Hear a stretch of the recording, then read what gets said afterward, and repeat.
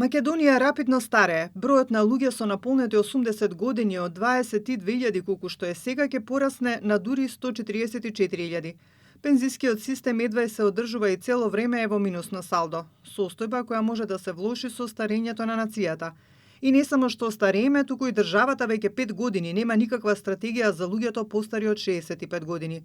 Фрапантни податоци од истражувањето на Државниот завод за ревизија за периодот од 2014 до 2024 година. Констатираме дека енормно населението веќе не старее, имаме пат во делот на она што значи млада популација, имаме загрижувачи податоци во делот на работно способното население, имаме загрижувачи податоци во делот на сместувачите капацитети и негата на старите лица, имаме загрижувачи податоци на рамноминото разместување на услугите каде што може да се даде за загрижување на старите лица. Според ревизорите, еден од најголемите ризици е демографската проекција која е негативна, односно предвидува учеството на луѓето над 65 години да порасне на над 34% до 2055 година, а бројот на луѓе над 80 години да се зголеми повеќе од 6 пати, додека работоспособното население ќе се намали за речиси половина милион. Шокантно е што ревизорите констатираат дека стратегијата за стари луѓе е истечена пред повеќе од 5 години.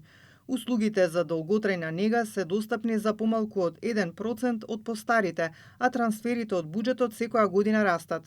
Во 2024 година тие изнесувале 690 милиони евра, а во 2025 година овие трансфери се очекува да го надминат наведениот износ. Во отсуство на навремени и ефективни реформи, трансферите од буџетот за првиот пензиски столб би можеле да достигнат 7,4% од бруто домашниот производ во 2057 година, што ќе доведе до сериозно оптоварување на централниот буџет. Поред истражувањето, Македонија се наоѓа во еден од најбрзите процеси на демографско старење во Европа. Таквата состојба упатува на итни системски реформи, вклучително изголемување на возраста на пензионирање, приспособување на стапките на придонеси, ревизија на моделот за усогласување на пензиите, диверзификација на инвестициите во вториот столб, како и изголемување на капацитетите за услуги кон старите лица.